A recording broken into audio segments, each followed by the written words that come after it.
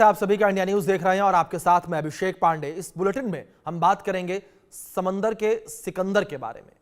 भारत लगातार रक्षा क्षेत्र में खुद को आत्मनिर्भर बनाने की तरफ बढ़ रहा है। छोटे से छोटे और बड़े से बड़े हथियारों से लेकर वो दूसरे देशों के बजाय खुद पर उन्हें मॉडर्न टेक्नोलॉजी से लैस कर रहा है, यानी कि बड़े पैमाने पर स्वदेशी तकनीक और दम से लैस कर रहा है।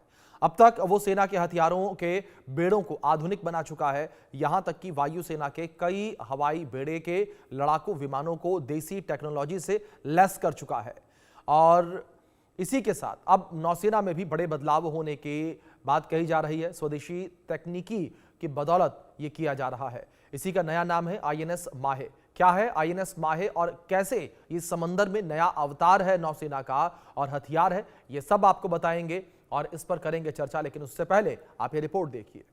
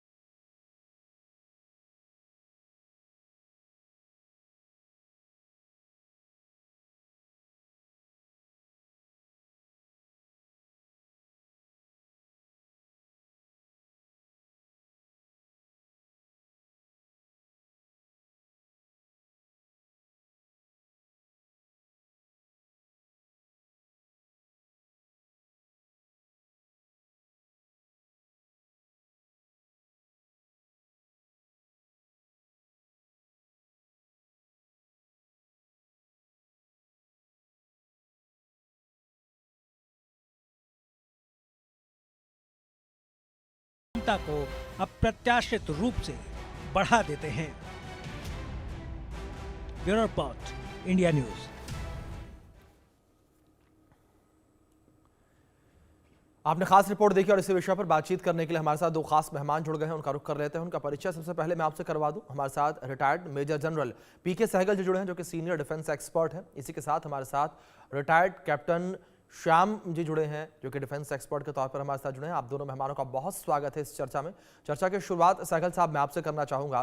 सहगल साहब, अगर आईएनएस माहे को लेकर बात की जाए तो आईएनएस माहे की ताकत को आप किस तरीके से देखते हैं?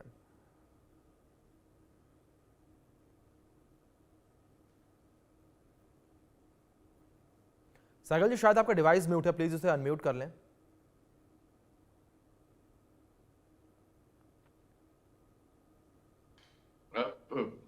मौका दे तो नेवी की तरफ से मैं आपको बता दूं तब तक। जी बिल्कुल। सहगल जी, मैं आपका रुख करूंगा, लेकिन उससे पहले श्याम जी का रुख कर लेते हैं। श्याम जी। धन्यवाद। जय हिंद सर्ववरुणा।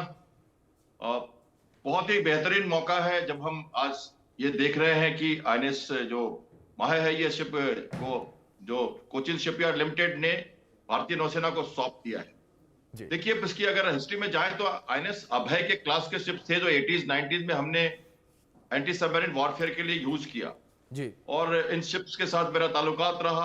और अब हमने इसी को देखते हुए एंटी सबमरीन, चूंकि अमेरिका जो हमारे पाकिस्तान की एडवर्सरीज है और चाइना की जो गतिविधियां हैं, खासकर लिटोरल नेवी की बात करें, कोस्टल सर्वेलेंस की बात करें, तो पाकिस्तान के हंगूर क्लास के सबमरीन लगातार वो चाइना से खरीद रहा है जी। और एंटी सबमरीन वॉरफेयर में ये सर्वेलेंस, कोस्टल सर्वेलेंस और अंडर वाटर जो जासूसी है, उसको बहुत जरूरी है करना। और सिंध और मकरान कोस्ट के पास जो पानी है वो शैलो है और यहाँ हमारे जो कम टनेज के शिप्स हैं उनकी जरूरत है। तो भारतीय नौसेना ने 8 से शिप्स जीआरएससी में कोलकाता से और 8 शिप ये 2016-17 से हमने शुरुआत की।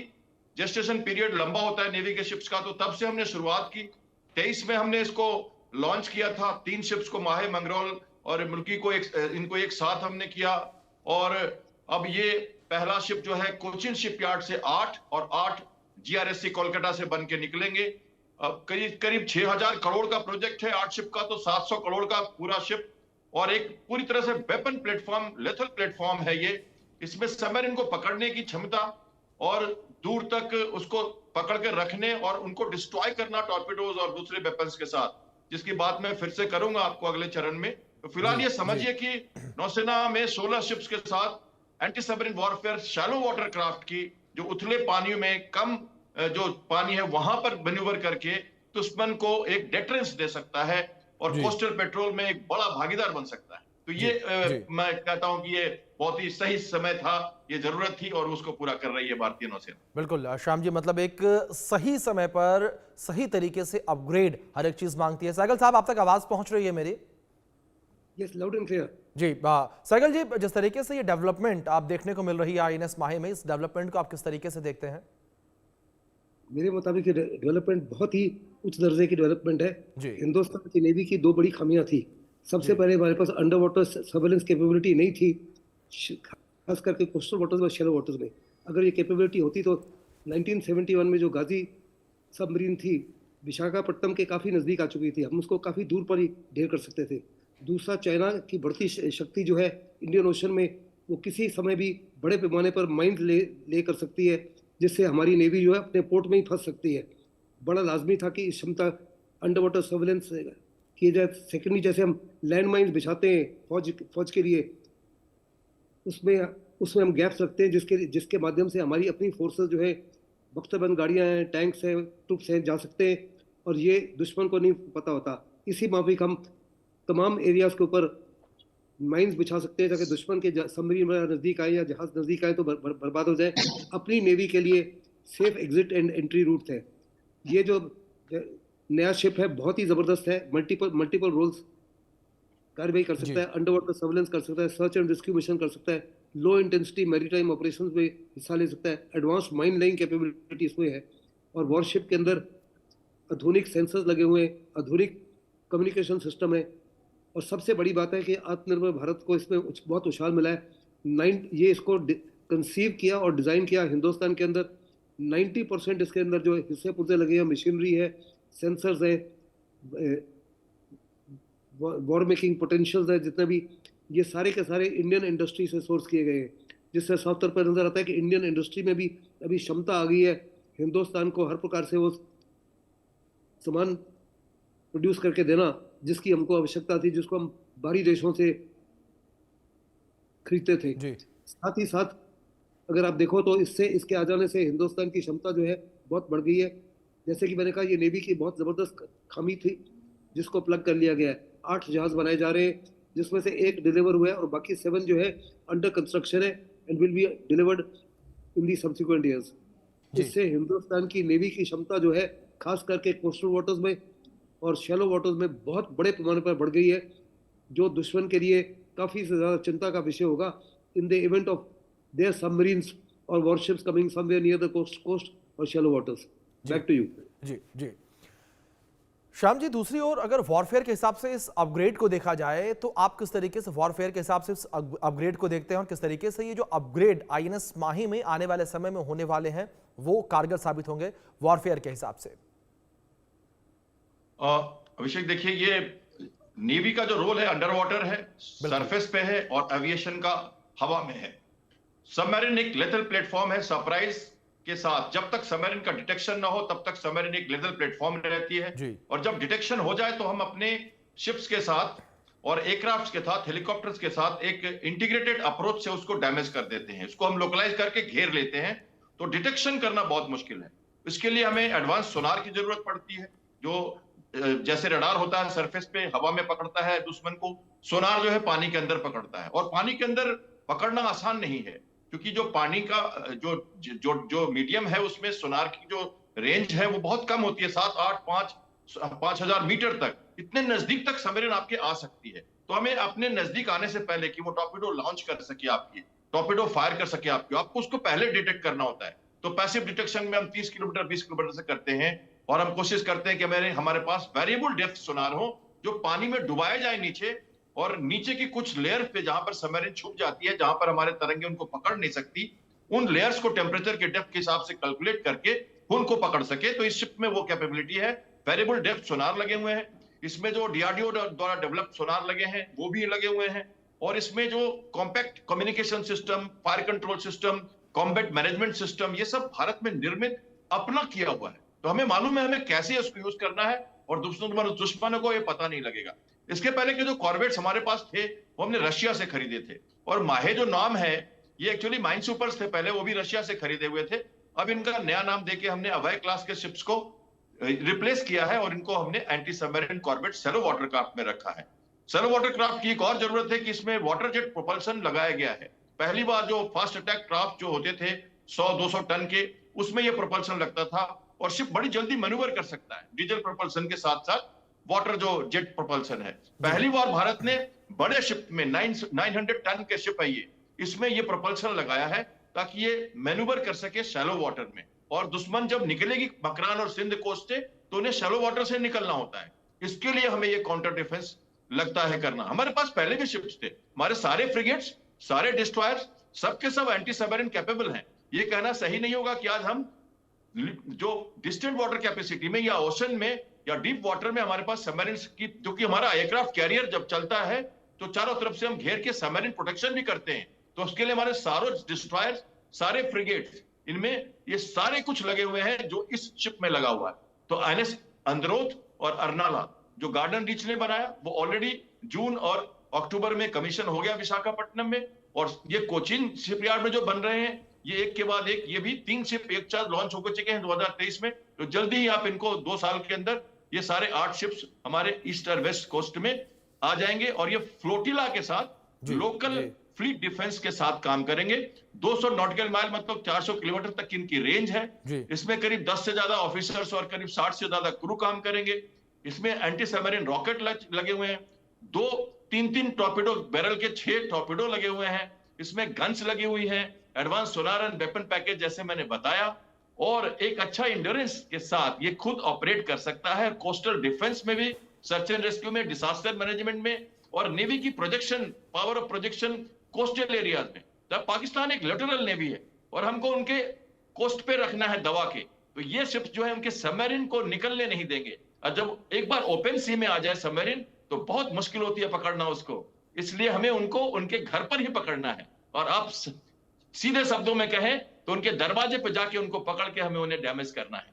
ये खुराफात हम कर पाएंगे, और ये जो ताकत है जो हमने जो हासिल की है, ये नेवी के लिए जरूरत थी, पहले भी थी, और उसको अब रिप्लेस किया जा रहा है। तो भारतीय पॉलिटिकल विल, बजटिंग और नौसेना को एक बढ़त देते हुए एक शानदार नमूना पेश किया है भारत के स्वावलंबन भारत की तरफ भी हमारा जो कदम दोनों शिपयार्ड ने मिलके, और मैरिटाइम स्ट्रेंथ को आप देखें तो शिपयार्ड के साथ जोड़ के मैं इसे एक अच्छा कदम मानता हूं, और नौसेना के लिए बहुत बड़ी खुशखबरी है।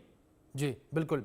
सहगल साहब, जिस तरीके से ये अपग्रेड किया जा रहा है, क्या इसे एक पायलट प्रोजेक्ट के रूप में देखा जाए? क्योंकि जो भारत की निर्भरता यहाँ पर है वो विदेशों पर थी, अब तक जो विदेशी तकनीक थी उन पर थी, लेकिन अब धीरे धीरे ये निर्भरता खत्म हो रही है और भारत आत्मनिर्भर बनता नजर आ रहा है। सहगल जी, देखो, पिछले 11 साल में हिंदुस्तान ने फैसला किया था कि हर सामान जो है हिंदुस्तान में बनाया जाएगा, और ये हिंदुस्तान की बड़ी ज़बरदस्त सफलता है कि ये शिप को डिज़ाइन किया गया और कंसीव किया गया हिंदुस्तान के अंदर, और 90% इसमें जो सामान लगा है सारा का सारा इंडिजियसली एक्वायर्ड है हमारी अपनी इंडस्ट्री से।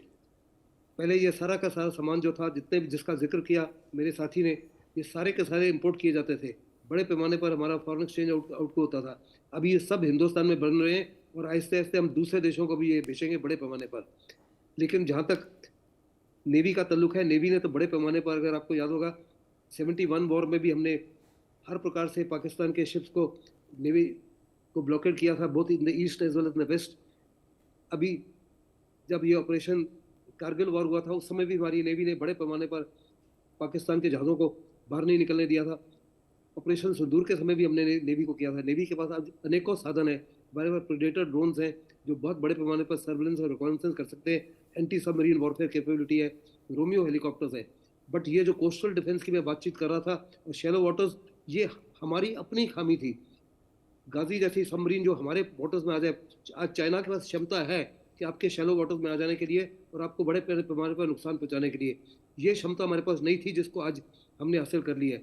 साथ ही साथ अगर चाइना की सबमरीन आके हमारे कोस्टल वाटर्स में या शैलो वाटर्स में माइंस बिछा दें तो वी विल गेट ब्लॉक्ड, और हम नहीं चाहते कि हम ब्लॉक हो सके। इसलिए एडवांस माइन लिंक कैपेबिलिटी है, ये दुश्मन के खिलाफ इलाके में भी जाके माइन लिंक कर सकता है और अपने इलाके में भी लाइन लिंक कर सकता है उन जगहों पर जहाँ पे हमारी नेवी को इस्तेमाल नहीं करना। हमारी नेवी के लिए सुरक्षित exit routes and ingress routes बनाए जाएंगे, बिल्कुल उसी माफिक जैसे हम लैंड माइन बिछाते हैं, जिसमें अपने टैंक्स, अपने बख्तर गाड़ियाँ, अपने ट्रुप्स आसानी से जा सके। इसके बारे में दुश्मन को पता नहीं होता और उसी के माध्यम से हम वापस भी आते हैं। हर रोज पेट्रोलिंग में यही कार्रवाई होती है। ये क्षमता हमारे पास नहीं थी, आज ये क्षमता आ गई है और ये बहुत ही इंपॉर्टेंट क्षमता है हिंदुस्तान के लिए और हिंदुस्तान की नेवी के लिए। इससे हमारी ताकत में बहुत वृद्धि हुई है और बड़ा जल्दी है। ये बड़ी अच्छी डिसीजन थी गवर्नमेंट ऑफ इंडिया की कि 8 जहाज तैयार किए जा रहे हैं, 1 डिलीवर हो चुका है और बाकी 7 के 7 जो है under various stages of construction है and over the next 3 to 4 years all 8 will be delivered. और हिंदुस्तान ये डिस्प्ले कर पाएगा दूसरे देशों को भी। और मुझे पक्का यकीन है जैसे हम ब्रह्मोस और कई प्रकार के हथियार दूसरे देशों को बेच रहे हैं, इसके लिए भी दूसरे देशों से हमको डिमांड आएगी कि वो हमारे हथियार जो है चीपर है, they are more dependable, they are more reliable, इनको ईजी टू मेंटेन है, ईजी टू ऑपरेट है, ईजी टू सस्टेन है। और ये बहुत बड़ी क्षमता है हिंदुस्तान की कि हर इक्विपमेंट जो बना रहे हैं उसको हम ऑपरेट कर सकते हैं आसानी से। उसके स्पेयर पार्ट्स हिंदुस्तान के पास है, उसके ओवरऑल जो है हिंदुस्तान खुद करेगा। Everything is going to be done indigenously and within the nation's capability. Thank you very much. Back to you. जी।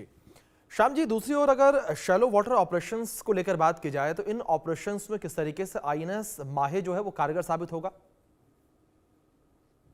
देखिए, जहां तक हिस्ट्री की बात करें तो अर्ली 80s में मैंने नेवी ज्वाइन किया था जब, तो हमारे समय उस समय हमने रशिया से कुछ शिप्स खरीदे थे जी। तो उसके हिसाब से हमने वो माइन सुपर्स में उनको यूज किया, सबमरीन्स की जो माइन लेन कैपेसिटी उसके अगेंस्ट में। और ये जो अभय क्लास के हमारे शिप्स जो थे, ये स्पेशली हमने एंटी सबमरीन क्राफ्ट खरीदे थे। ये छोटे शिप्स थे, इसके कुछ हाफ टन है इसके, और हमने ऐसे 3 शिप्स ऑपरेट किए मुंबई में करीब 30 साल तक। और वो अब जब डिकमीशन हुए तो जैसे नेवी की जो लीड टाइम बहुत ज्यादा होता है शिप बनाने का, तो हमने कंसीव किया उनको रिप्लेस करने का। तो ये कहना बिल्कुल उचित, एग्जैक्टली उचित नहीं होगा कि हमारे पास ऐसी कैपेबिलिटी नहीं थी, पर हाँ टेक्नोलॉजिकली हम एडवांस हुए हैं अभी, और हमने उन शिप्स को, अभय क्लास को, इनको रिप्लेस किया है। और ये हमारे पास अब ज्यादा तादाद में बन रहे हैं क्योंकि हमारे पास बजटिंग अभी ज्यादा है, हमारी इकोनॉमी बढ़ रही है, तो नेवी की फंडिंग बढ़ रही है, रिक्वायरमेंट भी बढ़ रही है, तो उस हिसाब से और थ्रेट परसेप्शन भी बढ़ गया है, तो उस हिसाब से हमने इस पे थ्रस्ट दिया है। और 2 खेमों में हमने इसको गार्डन रीच और कोचिन शिपयार्ड से इसको बनाया है। हालांकि इसके लिए बिडिंग L&T ने भी, पिपाव ने भी, GSL ने भी, कई लोगों ने किया था, और ये 12 से चल रहा था प्रोजेक्ट, जबकि अभय क्लास डिकमीशन हो रहा था। तो हमारे पास कैपेबिलिटी है अंडर वाटर सर्वेलेंस की शैलो वाटर में, और हमने गुजरात कोस्ट में लगातार उसको यूज किया, बॉम्बे में उसको हमने यूज किया, पेट्रोल में, हार्बर डिफेंस में हमने हमेशा अभय क्लास को यूज किया, और उसकी काबिलियत यहाँ हम लेके आ रहे हैं।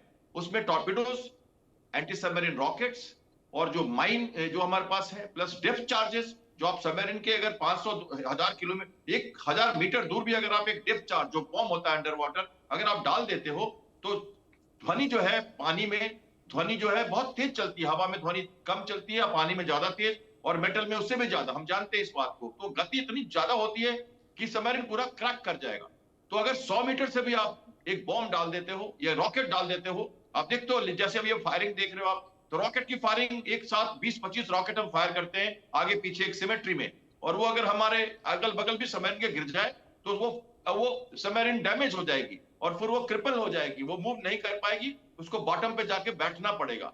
तो शैलो वाटर में हम ये रोल करेंगे, जो एक्सटेंडेड, DRDO ने अभी extended range Indian indigenise rockets बनाए हैं, जो पहले 4000 मीटर में थे, अभी 6000-8000 किलोमीटर तक वो मार कर सकते हैं, मतलब 8 किलोमीटर तक हम ये रॉकेट्स फायर कर सकते हैं। ये हमारा नया डेवलपमेंट है। नई टॉर्पिडोज, एडवांस लाइट वेट टॉर्पिडोज बनाई है स्पेशली DRDO ने इस काम के लिए, जो इस शिप में फिट किया गया है। इंडिजनाइज्ड है, हमारा अपना तरीका होगा, हमारा अपना आश्चर्य होगा, हमारी अपनी टेक्नोलॉजी होगी, दुश्मन को इसकी मारक क्षमता का पता नहीं चल सकेगा। हम इसको कॉम्बैट सिस्टम से कैसे इंटीग्रेट करके फायर करेंगे, कैसे यूज करेंगे, ये हमारे हाथ में होगा। तो इंडिजनाइजेशन के साथ ये जो बना है शिप, ये काबिले तारीफ है और इसमें एमएसएमई का एक इकोसिस्टम का पूरा योगदान है और इसलिए इस शिप को ज्यादा कैपेबल हम मान सकते हैं।